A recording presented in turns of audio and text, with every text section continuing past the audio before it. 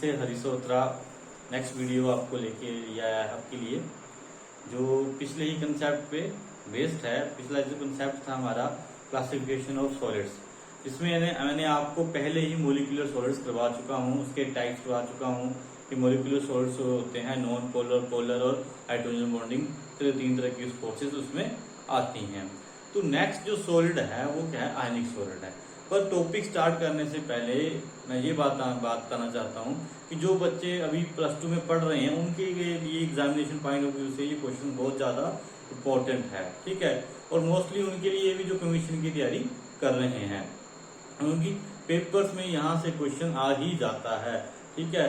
तो आइए स्टार्ट करते हैं अपना नेक्स्ट टॉपिक। जो हमारा जो चैप्टर है उसका नाम है सॉलिड स्टेट, और टॉपिक हमने पकड़ा हुआ था क्लासिफिकेशन ऑफ क्या, सॉलिड्स।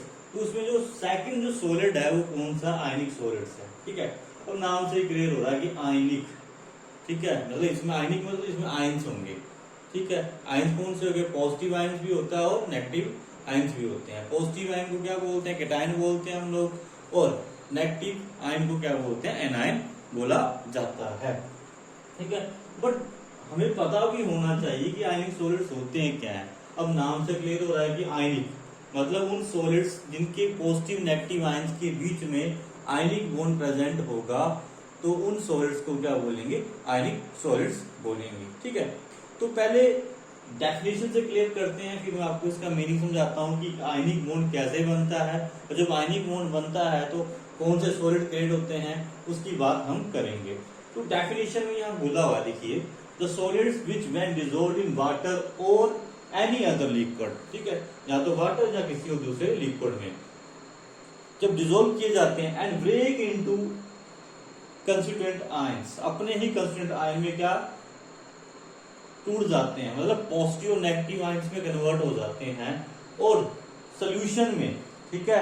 और सोल्यूशन इस वाटर में ले रखा जो सोल्यूशन बना मिक्स करने के ऊपर, जैसे मैं क्या करता हूँ, नमक को पानी में डालता हूँ, तो नमक क्या है, सोल्ट क्या है, NaCl है, वो वाटर क्या करेगा, वाटर में टूटकर Na positive Cl negative ion बनाएगा।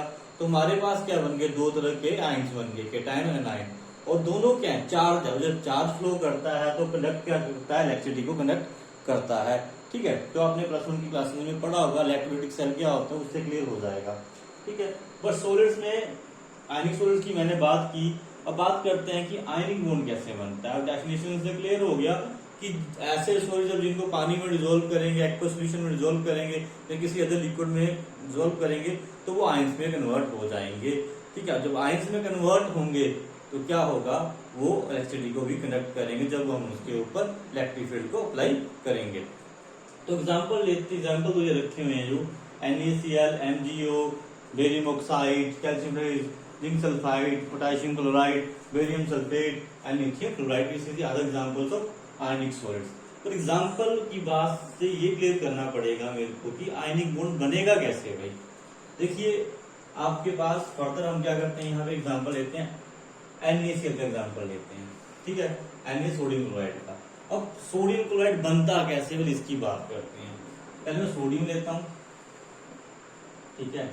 अब सोडियम का एटॉमिक नंबर कितना होता है भाई, कितना होता है, सोडियम का एटॉमिक नंबर होता है 11, Z इज इक्वल टू 11। तो इसकी आउटर मोस्ट इलेक्ट्रॉन कॉन्फ़िगरेशन क्या आ जाती है, क्या आती है, 1s2 2s2, ठीक है। या क्या आएगा 2p6 3s जो है 1 क्या आ जाएगा इसकी इलेक्ट्रॉन। तो इसका आउटर मोस्ट शेल कौन सा है, ये वाला इसका आउटर मोस्ट शेल है।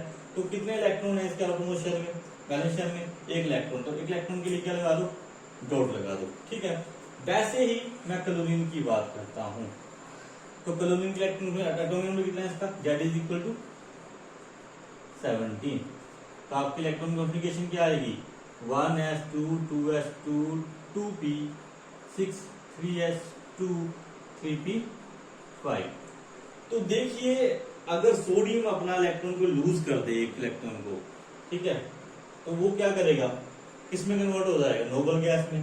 और क्लोरीन इलेक्ट्रॉन को गेन कर ले तो अपने ऑक्टेट को क्या कर लेगा, वो कंप्लीट कर लेगा, 3p6 कर लेगा, ठीक है। बट बैलेंस इलेक्ट्रॉन कितने क्लोरीन के पास है, 7 इलेक्ट्रॉन है।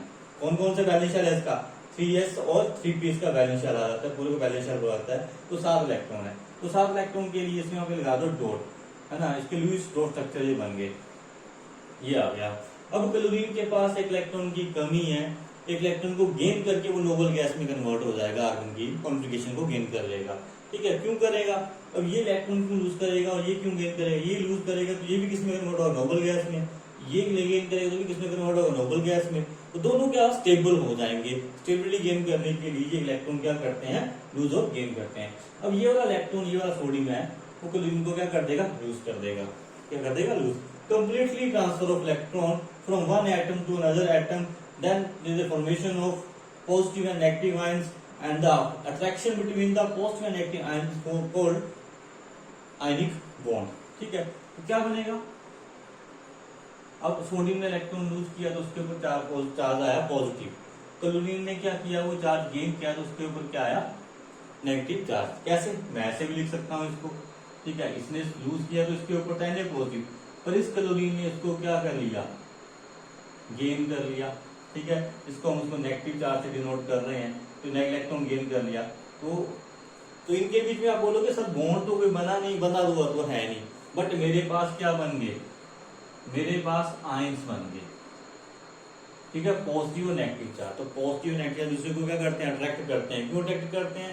क्योंकि इनके बीच में strong electrostatic forces of attraction होती है, जो सभी बॉन्ड से क्या ज्यादा स्ट्रॉन्गर होती है इन सॉलिड स्टेट। ठीक है, इनके आयंस के बीच में स्ट्रॉन्ग फोर्स होती है, उस फोर्स का नाम है इलेक्ट्रोस्टैटिक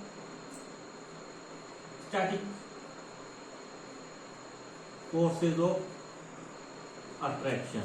मतलब ये नेगेटिव पॉजिटिव चार्ज है क्या है भाई?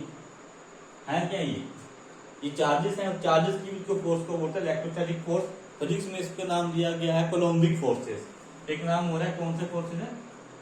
Coulombic forces.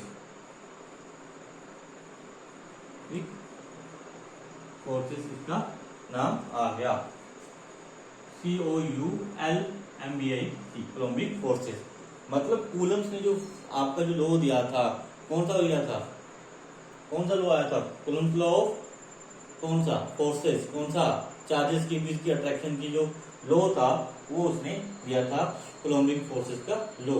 तो चार्जेस के बीच में जो फोर्स होती है उसे हम बोलते हैं इलेक्ट्रोस्टैटिक। इलेक्ट्रोस्टैटिक क्यों बोल रहे हैं? क्योंकि इलेक्ट्रो का मतलब चार्ज, स्टैटिक का मतलब रेस्ट। मतलब जो चार्जेस रेस्ट में हैं उनके बीच की फोर्स को क्या बोला जाएगा? इलेक्ट्रोस्टैटिक फोर्सेस ऑफ अट्रैक्शन और coulombic forces, Coulomb's law of attraction of charges. तो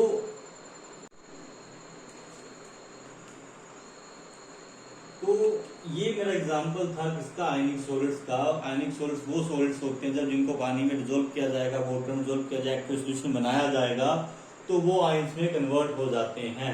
ठीक है, और आयनिक सॉलिड्स क्यों बोला गया? क्योंकि उनमें ये क्या है, जब कुछ एटम्स आपस में कंबाइन करते हैं by the loss of complete transfer of electron from one atom to another atom, तो मेरे पास कुछ टाइप के आयंस कन्वर्ट आयंस बनते हैं जिसको हम पॉजिटिव आयन, नेगेटिव आयन बोलते हैं। इस आयन के बीच में स्ट्रॉन्ग फोर्सेज होती है। ठीक है, और उन फोर्सेस को हमने नाम दिया है आयनिक बॉन्ड, और उनका फोर्सेस का जो नाम है वो पूरा क्लियर इलेक्ट्रोस्टैटिक फोर्सेस अट्रैक्शन है, कोलम्बिक फोर्सेस भी बोला जाता है। तो बोला यहाँ पर और बातें जानने के लायक और बातें भी हैं जो हम जान सकते हैं। क्या बातें हैं? वो बातें हमारी आती हैं कि जो सॉलिड्स होते हैं, कौन से? आयनिक सॉलिड्स की बात कर रहा हूं। ये हार्ड होते हैं। क्या होते हैं ये? Hard and brittle. Hard and brittle होते हैं। हार्ड एंड ये ब्रिटल होते हैं। ठीक है, अब आपने देखा ही होगा NaCl को। ठीक है, उसके रॉक स्ट्रक्चर भी बनते हैं। अगर मैं नॉर्मल घर के नमक की बात करता हूँ वो तो दानेदार होता है, बट रॉक सोल्ट बोला जाता है। किसको बोला जाता है? रॉक सोल्ट NaCl को बोला जाता है। इसके बड़े बड़े क्या बनते हैं? रॉक्स बन जाती है। जैसे डेड सी में NaCl की बड़ी बड़ी रॉक्स बनी हुई है, समुद्र बने हुए हैं बड़े बड़े, जहाँ पे नमक जमा हुआ है तो बड़े बड़े सोल्ट बनते, मतलब क्या बनते? क्रिस्टल लैटिस बने हुए हैं उसके। ठीक है, क्रिस्टल बड़े बड़े बने हुए। क्यों बने हुए हैं? क्योंकि उनमें फोर्सेस क्या स्ट्रॉन्ग है, और क्या ब्रिटल में जो जल्दी तो जोर लगाने पर टूट जाती है, इसको बोला जाता है ब्रिटल। ठीक है, दूसरी बात, सॉलिड स्टेट में जब आयनिक सॉलिड स्टेट है तो इनमें कोई भी करंट फ्लो नहीं करेगा, क्योंकि उस टाइम पे ये किस फॉर्म में होंगे? NaCl, मतलब उस फॉर्म में ये कंबाइंड फॉर्म में होंगे। ठीक है, तो कंबाइंड फॉर्म में NaCl क्या न्यूट्रल है, यहाँ पे आयंस नहीं है। किस सॉलिड स्टेट में आयनिक सॉलिड्स कभी भी एसिड को कंडक्ट नहीं करते हैं, बट जब NaCl को मोल्टन स्टेट में होगा, पिघली हुई स्टेट में होगा, जहाँ किसी एक्व सोल्यूशन में डिसोल्व किया होगा, तो जो एसिड को कंडक्ट करेंगे। ठीक है, आइए एक और एग्जांपल लेते हैं इसका। तो आइए एक एग्जांपल लेते हैं, एग्जांपल ले सकते हैं हम लोग इसका, कैल्शियम फ्लोराइड का एग्जांपल लेते हैं। ठीक है,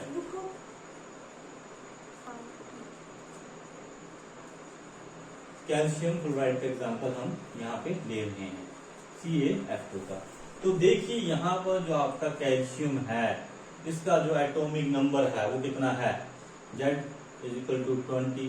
तो इसकी आउटर मोस्ट कॉन्फ़िगरेशन क्या होती है, वही लिखते हैं 1s2 2s2 2p6 3s2 3p6। इसके बाद क्या आता है 4s1, क्या आता है 4s1। ठीक है, 4s1 आएगा कि 4s2 आएगा, ये बताइए पहले। 4s2, क्योंकि टोटल इलेक्ट्रॉन कितने 20 हैं। 4s1 के अंदर किसी पोटेशियम का हो जाता है, यहाँ पे 4s2 आएगा। ठीक है, 20 इलेक्ट्रॉन आएंगे। मतलब बैलेंस शेल में कितने इलेक्ट्रॉन है कैल्शियम के पास, 2 बैलेंस इलेक्ट्रॉन है। कितने, 2 बैलेंस इलेक्ट्रॉन इसके हैं, 2 बैलेंस इलेक्ट्रॉन इसके हमारे यहाँ पे हैं। ठीक है, फर्दर जुड़ा क्या है, 2 फ्लोरीन एटम जुड़े हुए हैं। ठीक है, तो फ्लोरीन एटम ले लीजिए, 2 फ्लोरीन एटम। ठीक है, तो फ्लोरीन एटम, फ्लोरीन वही जेड कितना है इसका, फ्लोरीन का जेड कितना 9, 1s2 2s2 2p5। तो कितने इलेक्ट्रॉन की कमी, 1 इलेक्ट्रॉन की कमी है। तो कितने बैलेंस इलेक्ट्रॉन है, 7 बैलेंस इलेक्ट्रॉन है फ्लोरीन के पास, 1 की कमी है। 1 इलेक्ट्रॉन गेन करेगा, किससे करेगा, कैल्शियम से, और अपने ऑक्टेट को क्या कर लेगा, कंप्लीट कर लेगा। ठीक है, मैंने ये पहले बता दिया कि इलेक्ट्रॉन लॉस और गेन क्यों होता है, स्टेबिलिटी को गेन करने के लिए। अगर ये वाला इलेक्ट्रॉन किसके पास जाएगा, इस फ्लोरीन के पास है, ये वाला किसके पास जाएगा, इस फ्लोरीन के पास जाएगा। तो कैल्शियम में दोनों इलेक्ट्रॉन को लूज कर देगा, 2 फ्लोरीन एटम्स को, और किसमें कन्वर्ट हो जाएगा, कैल्शियम 2 पॉजिटिव केटाइन में। और जो फ्लोरीन आयंस आए हैं वो किसमें कन्वर्ट हो जाएंगे, 2 फ्लोरीन एटम है भाई। ठीक है, तो कितने आएंगे, 2 क्लोरीन एटम। आप ऐसे लिख सकते हैं 2f नेगेटिव। चार्ज क्या रहेगा, वो नेगेटिव ही रहेगा। ठीक है, ऐसे नहीं लिखना चाहते आप इसको, फिर ब्रैकेट में भी लिख सकते हैं ऐसे करके कि 2 बार आ गया ये। ठीक है, F है नेगेटिव चार्ज। ठीक है, इस तरह से आप लिख सकते हो। मतलब आपके पास बनेगा क्या, आपके पास इस तरह से आपके पास F नेगेटिव 2 आयंस बन गए इसके।